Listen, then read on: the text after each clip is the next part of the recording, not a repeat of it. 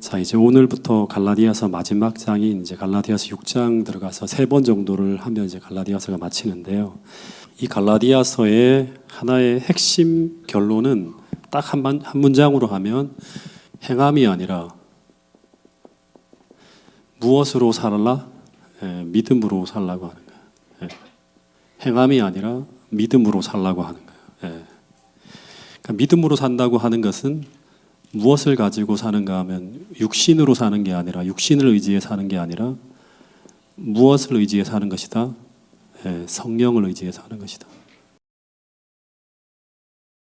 즉 우리의 죄된 육체를 그리스도와 함께 십자가에 못 박고 성령의 의지에 굴복해서 성령을 따라 행하는 것, 이것이 갈라디아서에서 말하는 믿음으로 말미암아 사는 것인데, 거기에는 무엇이 역사한다?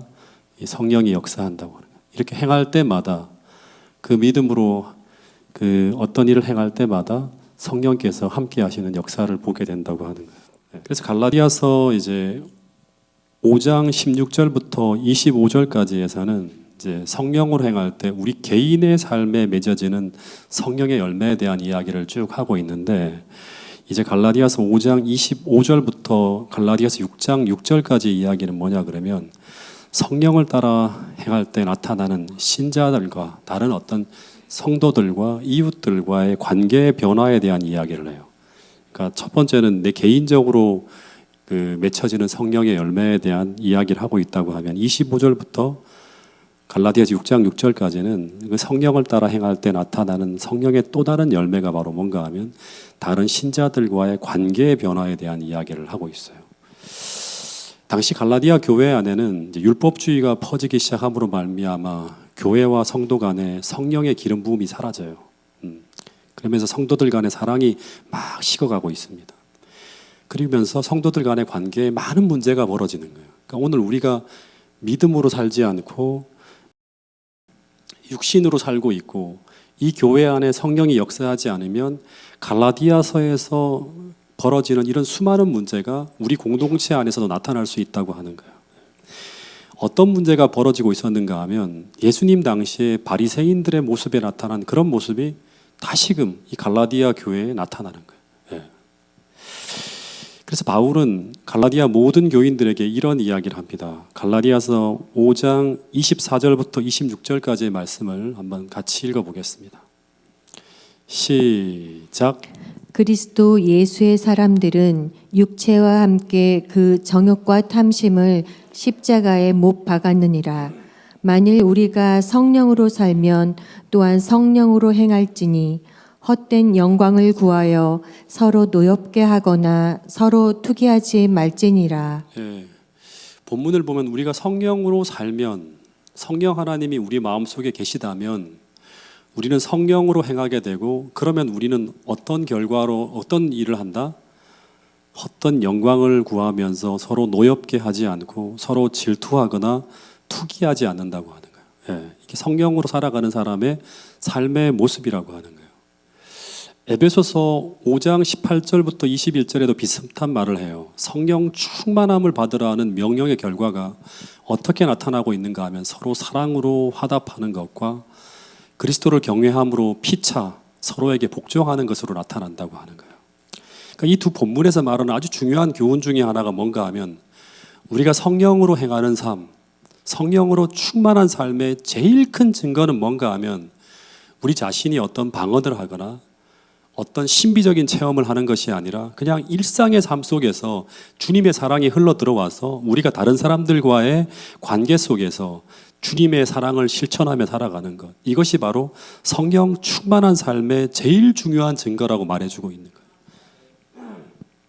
그런데 우리가 하나님의 말씀으로 살아가고 있다고 말은 하면서도 여기 26절의 말씀처럼 헛된 영광을 구하여 서로 노엽게 하거나 서로 시기하고 서로 투기하고 있다면 우리는 스스로 속이고 있는 것이라고 하는 거예요. 여기 보면 이제 헛된 영광이라고 하는 말이 나오는데, 이 헛된 영광이라고 하는 말을 두 글자로 바꾸면 허영이라고 할 수 있습니다. 이 헛된 영광이라고 하는 이 말은 뭐냐? 스스로 높게 평가받고 싶어하는 마음이에요. 예. 근데 이런 마음은 한마디로 말하면 하나님이 아니라 자기 사랑에서 기인된 정신이죠. 예. 즉, 이 마음은 주님의 마음에 품겨진 마음과 다른 거예요. 예. 그래서 오늘 우리 마음에 하나님에 대한 사랑이 아니라 자기 사랑이 가득 담겨지게 되면 그러면 우리가 뭐를 구하게 된다? 헛된 영광을 구하게 돼요. 그러면 우리는 어떤 결과를 낳게 되는가 하면 다른 사람들을 노엽게 하거나 시기하고 질투할 수 있다고 하는 거예요. 왜냐하면 헛된 영광을 추구하는 사람들에게 형제는 언제나 섬겨야 될 사랑의 대상이 아니라 언제나 경쟁자이고요. 시기와 질투의 대상이 된다고 하는 거예요. 그러면 계속 갈등이 일어날 수 있는 잠재적 요인이 공동체 안에 존재하게 돼요. 그래서 빌립보서 2장 3절에도 보면 이제 이런 말을 해요.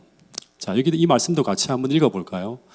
이런 표현들을 사도 바울이 곳곳에 교회 갈 때마다 이런 얘기를 해요.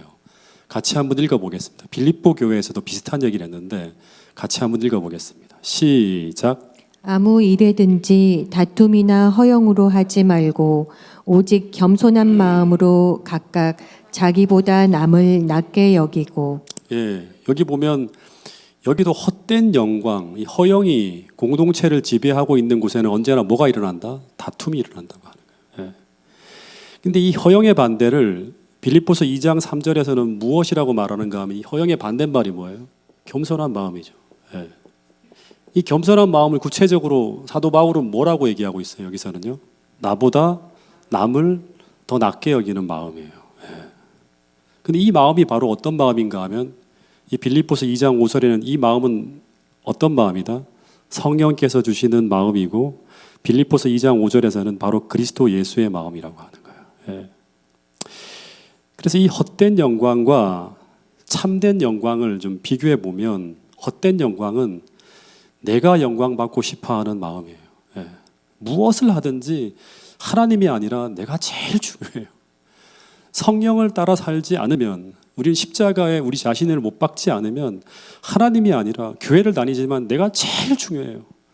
설교를 해도 내가 제일 중요하고 사역을 해도 내가 제일 중요하고 어떤 봉사를 하더라도 내가 제일 중요해요.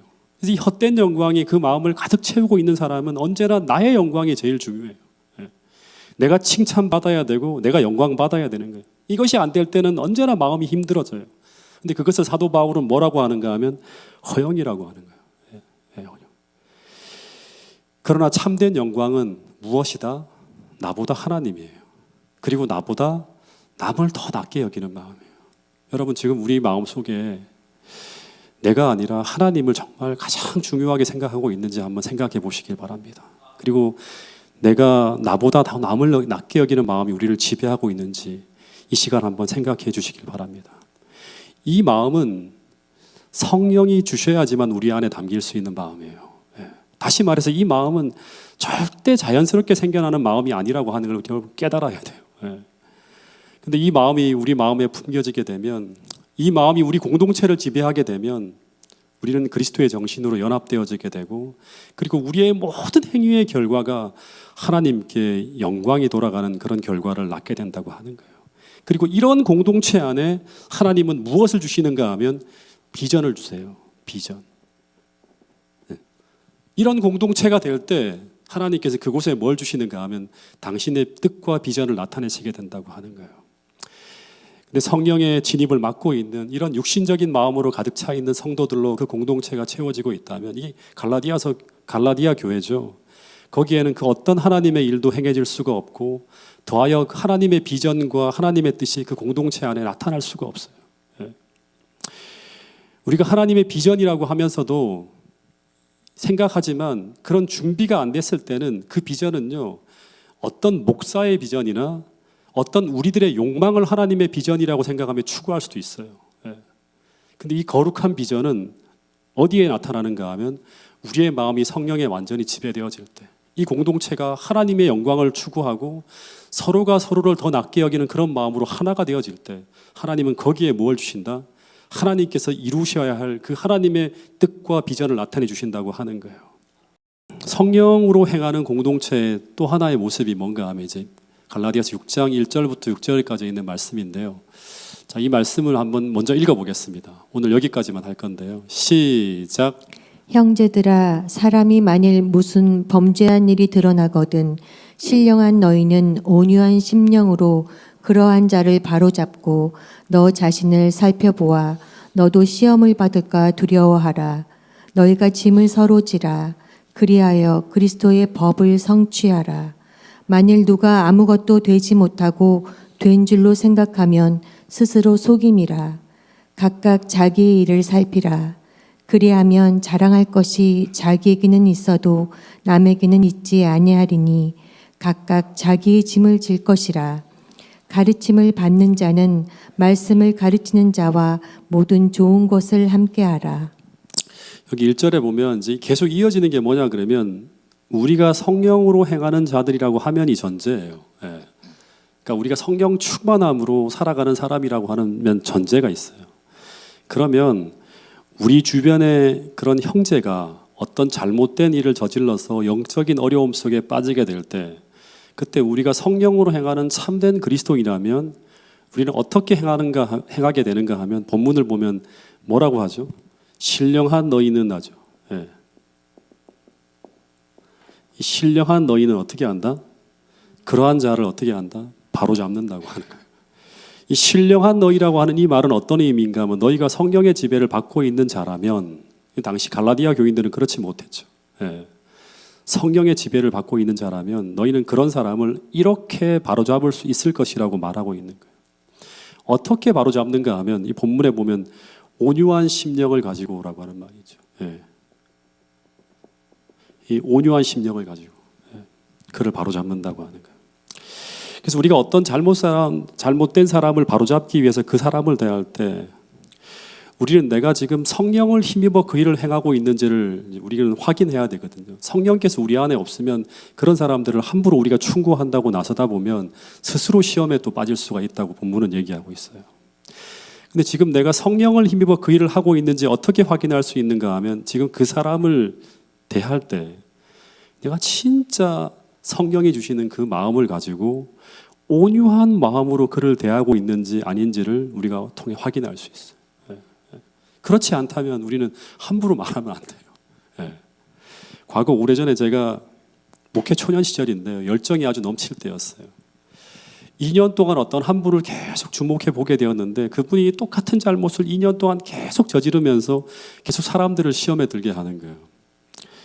그래서 제가 스스로 깨닫겠지. 계속 내가 이렇게 이제 막 해결해주면 스스로 깨닫겠지 하고 계속 기다리다가 문득 어떤 생각이 들었는가 하면 혹시 저분은 내가 정확하게 말해주지 않으면 스스로 잘못이 무엇인지 모를 수 있는 분이겠다고 하는 생각이 들었어요. 그래서 2년 동안 참다가 이것은 아니다 싶은 생각에 이제는 말을 해야겠다는 생각이 들어서 그분에게 찾아가서 그러시면 안 된다고 그분의 잘못한 부분을 정확하게 제가 지적을 탁탁탁 했어요. 그런데 그분이 그 말을 듣고 어떻게 되었을까요? 아유, 목사님 별 몰랐습니다 하고 탁 고쳤을까요?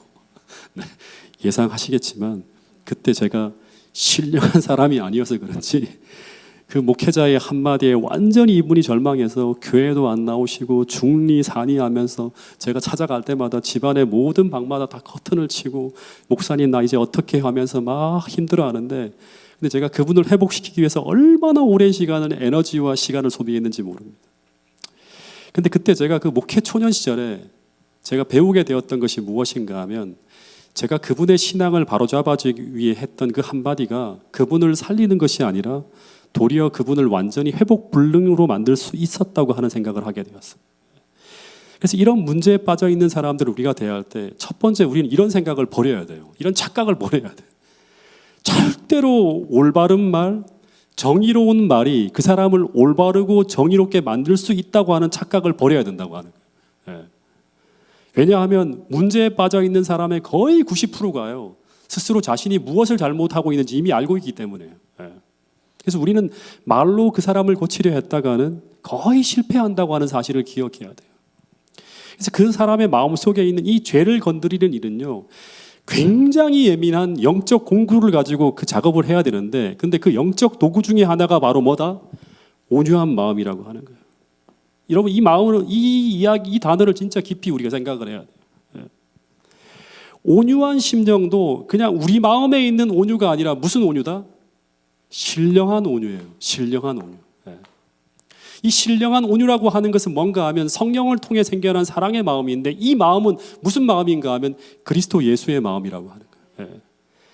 이 마음은 상대의 잘못한 행위를 조금도 비난하거나 비방하려고 하는 마음이 아닌 도리어 상대의 잘못된 행위로 인해 생겨난 그 아픔과 고통까지도 함께 감당하려고 하는 마음이 이게 33년 동안 주님을 지배했던 사랑의 마음이라고 하는 거예요. 그 상대가 이 마음을 감지하는 순간 이게 바로 하나님이 그 사람을 통해 나에게 말씀하시는 그 음성이구나 하는 것을 감지하는 순간 그 사람의 마음은 어떻게 된다? 부드러워진다고 하는 거예요. 그리고 그때부터 이 사람의 말이 그 사람의 말, 인간적인 말이 아니라 하나님께서 내게 말씀하시는 그 마음, 말들이구나 하는 것을 감지하는 순간부터 수용적인 마음이 되어서 그 마음이 변하게 된다고 하는 거예요. 여러분, 우리가 범죄한 영혼, 잘못된 길을 가는 사람을 만날 때 우리는 반드시 성령께서 함께 하시는 이 신령한 마음과 그 영혼을 깊이 사랑하는 마음인 이 온유한 심령이 있어야 함을 잊지 않게 되기를 간절히 바라겠습니다.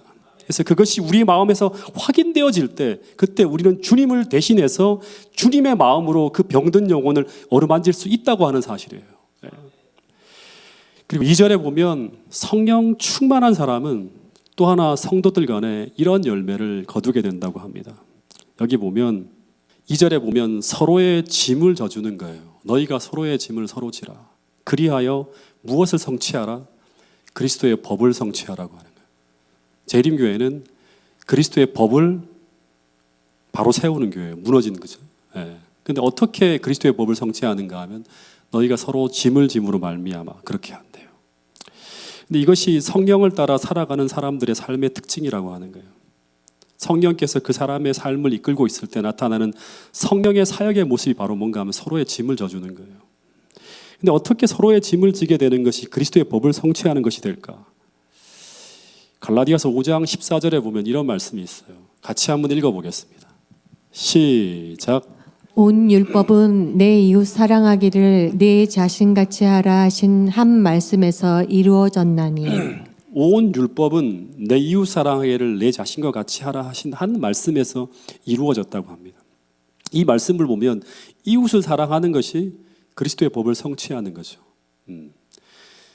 그래서 갈라디아서 6장 2절에 보면 서로의 짐을 지는 것이 그리스도의 법을 성취하는 거라고 하는 것은 뭔가 하면 이 이웃 사랑과 서로의 짐을 지는 게 같은 거예요. 그러니까 서로의 짐을 지는 것, 이웃 사랑하는 것, 그리스도의 법을 성취하는 게 다 같은 단어예요. 왜 그런가 하면 율법의 근본 정신이 사랑이라고 하는 거예요. 근데 사랑이라는 것을 막연한 사랑이라 생각하지 마세요. 모든 성도들은 사랑이라는 단어가 나오면 그리스도께서 우리를 사랑하는 것처럼 서로 사랑하는 거예요. 이건 우리 힘으로 안 되는 거죠.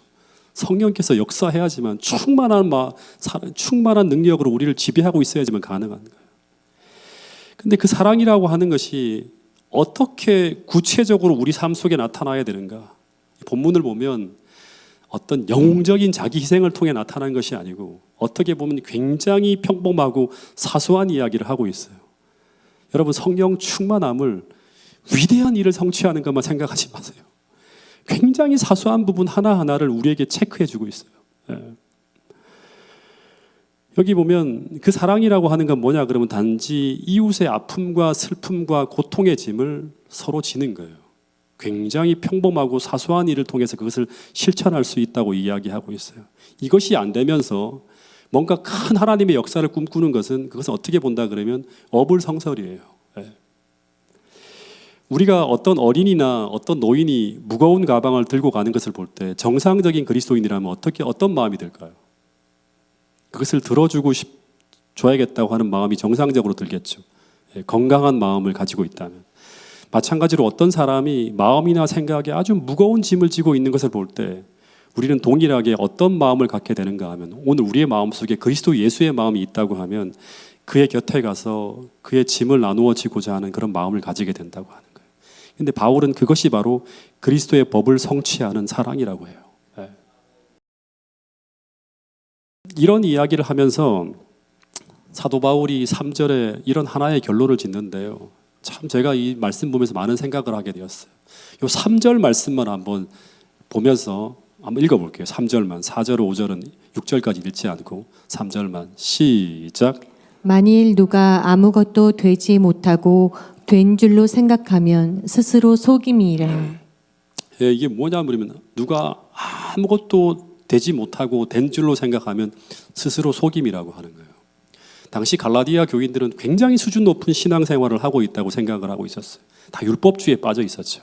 근데 이 말이 의미하는 게 무엇인가 하면 만일 우리가 형제들의 인생의 짐과 또 형제들이 인생의 어떤 그런 짐의 무게로 고통을 당하고 있을 때 혹은 죄악의 짐을 지고 있을 때 그때 그 아픔과 고통과 괴로움에 대해 우리가 전혀 관심을 가지지 않고 혹은 나누어질 생각이 전혀 우리에게 나타나고 있지 않다면 그것은 아무것도 되지 못하고 스스로 된 줄로 생각하는 상태, 어쩌면 스스로 속고 있는 것이라고 하는 거예요. 예. 이 말이 어떤 말인가 하면 우리 안에 성령의 기름 부음이 부어지고 있다면 우리가 거듭난 사람이라고 하면 우리는 그리스도를 사랑하게 되고 동시에 그리스도를 사랑하는 그 사랑은 우리 안에 이웃을 사랑하는 마음이 가득하게 만들어준다고 하는 거예요. 근데 그 마음은 구체적으로 막연하게 사랑하고 있다고 하는 게 아니라 어떤 무거운 짐으로 고통과 괴로움을 당하고 있는 사람들을 우리가 주님과 같은 깊은 동정심을 가지고 그의 짐을 함께 지려고 한다고 하는 거예요. 예. 이게 우리 마음속에 우리를 지배하고 있지 않다고 하면 무엇이다? 아무것도 되지 못하고 된 줄로 생각하는 거예요. 스스로 속이고 있다고 하는 거예요. 아무리 말씀을 많이 알고 있고 아무리 고상하게 말씀을 전하고 있고 아무리 우리가 헌신적으로 사역을 하고 있다 하더라도 오늘 우리의 마음속에 이런 성령이 부어주는 이런 마음이 우리 마음속에 없고 우리가 메마른 상태로 살아가고 있다고 하면 우리는 어떤 상태다? 스스로 속고 있는 거라고 하는 거예요. 요한복음 8장에 보면 이제 이걸 적실하게 드러내주고 있는데요. 현장에서 가늠하다 잡혀온 한 여자의 이야기가 나오는데 여기에 이제 예수님과 당시에 율법사들로부터 이제 시작된 이 바리새인들, 율법주의자들이 있어요. 이 두 사람이 현장에서 가늠한 여인을 어떻게 대하는가를 통해서 우리는 이분들이 이 갈라디아서 6장에 나오는 이 말씀을 우리가 더 잘 이해할 수 있는데요. 당시 율법주의자들은 이 여자의 머리채를 질질 끌고 와서는 이 여자를 향해서 돌로 쳐 죽여야 마땅하다고 소리를 질러요. 왜냐하면 이들의 마음속에는 이들에게는 뭐가 없는가 하면 이 여자를 치유할 수 있는 능력이 없어요. 그러니까 이런 여자는 어떻게 해야 돼요? 정죄하고 까발리고 공동체에서 제거를 해야 돼요. 예. 그래서 그리스도가 그 마음에 없는 신앙인은 이 길르앗의 유향이 없는 사람은 형제가 잘못을 저질렀을 때 그 잘못을 천하에 공포하고 그리고 그 잘못으로 인해서 그가 처벌되기를 바라는 그런 마음을 가지고 있어요. 이 당시 율법주의자들, 하나님의 사랑이 없는 사람들의 모습이었어요. 죄를 까발리고 드러내고 공개해서 그 죄인을 처벌하기를 바라는 이 마음을 가지고 다니면서도 이 율법주의자들은 스스로 된 줄로 생각하며 스스로를 대단한 종교인으로 착각하고 있었다고 하는 거예요. 근데 성령으로 충만한 예수님은, 성령을 따라 행하는 예수님은 이 여자를 어떻게 대했는가 하면 이 죄로 고통받는 사람을 예수님이 어떻게 다루셨죠? 처절한 수치와 군중들의 살벌한 정죄 속에 내던져 있는 이 여인을 구하기 위해서 주님은 자신이 이 문제에 휘말릴 위험을 아시면서도 이 여자의 짐을 같이 지기로 선택하시고 군중들 앞에서 이 여자를 보호하며 지키셨다고 하는 거예요. 더하여서 예수님은 이 현장에서 가늠한 여인뿐 아니라 이 죄인들의 죄를 자신의 죄처럼 짊어지고 돌아가심으로 말미암아 그들을 구원하시는 거예요. 그러니까 갈라디아서 얘기하는 그 모든 이야기들은 성령을 따라 살아가는 사람들의 모든 마음속에는 이 예수님의 마음이 고스란히 담기고 있는 거예요. 그리고 그걸 구체적으로 행동 속에 어떻게 나타나야 되는지를 일일이 설명하고 있는 이야기가 갈라디아서의 이야기라고 하는 거예요. 매주 목요일마다 화요일하고 목요일마다 목회실에서 독서 토론회를 하는데요. 이제 우리 목사님들이 같이 모여서 오늘 토론 중에 제가 이런 질문을 우리 부목사님들에게 던졌어요. 책을 같이 읽으면서 엘렌 화이트의 글에 보면 인물의 부족, 세상의 부족은 인물의 부족인데, 근데 그 인물이란 죄를 죄라 부르기를 두려워하지 않는 사람이라고 하는 게 첫 번째 그 문장 속에 나와요. 그리고 우리가 이 마지막 때 주의 길을 예비하는 그런 엘리야의 심령과 능력으로 우리가 해야 될 일이 뭔가 하면 침례 요한처럼 회개의 기별을 던져야 돼요. 근데 우리가 한편으로 잘못하면 교회가 막 이제 이런 것들을 전하지 않으면 죄를 죄라 부르기를 죄가 분명한데도 그걸 지적하지 않고 살아가게 되면 교회 안에 죄가 막 밀려 들어와서 교회가 세속화될 수도 있고, 또 한편으로 잘못하다 보면 바리새이주의자들처럼 차가운 그런 교회로 만들 수도 있어요. 그래서 이럴 때 우리가 이 바리새인들과 이 침례 요한이나 예수님과 다른 점은 똑같이 다 죄를 지적하고 했지만 어떻게 다를 수 있을까? 뭐가 다를까를 한번 같이 토론해 보자고 이야기했는데, 그때 한 목사님이 이런 말을 하더라고요. 그 결정적인 차이는 뭔가 하면 그 말과 행위가 그 사람을 살리는 말인지 사람을 죽이는 말인지를 통해서 결정되어질 수 있다고 하는 거예요. 그 사람의 동기가, 그걸 전하는 사람의 동기가 진실로 그 사람을 살리려고 하는 사랑으로 가득하다면 그 사람의 태도와 모습과 모든 곳에서는 뭐가 담긴다? 신령한 온유한 마음과 정신으로 그 사람을 대할 것이고, 그렇지 않다면 그 사람의 태도와 말과 모습엔 그 사람을 죽이려고 하는 그런 의도가 나타날 것이라고 하는 거예요. 여러분, 그래서 매일 매 순간 오늘 우리가 사람을 대하면서, 특별히 가족들, 성도들, 또 함께 사역하는 모든 분들을 대하면서 우리가 어떤 마음과 어떤 정신과 어떤 모습으로 사람들을 대하고 있는지를 우리는 늘 점검해야 된다고 하는 것입니다. 우리 작은 교회에서 혹은 교회 사역에서 우리 모두가 정말 성령을 따라 행하면서 그리스도의 사랑의 법을 성취하며 사람을 살리고 공동체를 살리며 살아가고 있는지, 아니면 나의 헛된 영광을 위해서 서로 시기하고 질투하고 다투면서 사람을 정죄하는 그런 삶을 살아가고 있는지, 우리가 표현은 안 하지만 속으로는 어떤 마음을 가지고 우리가 이 일을 섬기고 있는지를 스스로 철저하게 우리가 기도하면서 우리 모든 생각과 정신이 성령의 생각으로 거듭나고 성령의 씻음을 통해서 우리의 모두가 정결케 되어지고 성령 충만함으로 그리스도의 정신과 그런 마음을 가지고 거듭나게 되기를 간절히 바라겠습니다. 그래서 이 교회를 출입하는 모든 분들이 여러분들을 통해서 하나님을 만나고 치유되어지고 회복되어지고 성장하는 그런 놀라운 사역이 끊임없이 벌어지는 그런 공동체를 이루고자 하는 그런 마음을 가지고 우리가 함께 기도하는 시간을 갖도록 하겠습니다.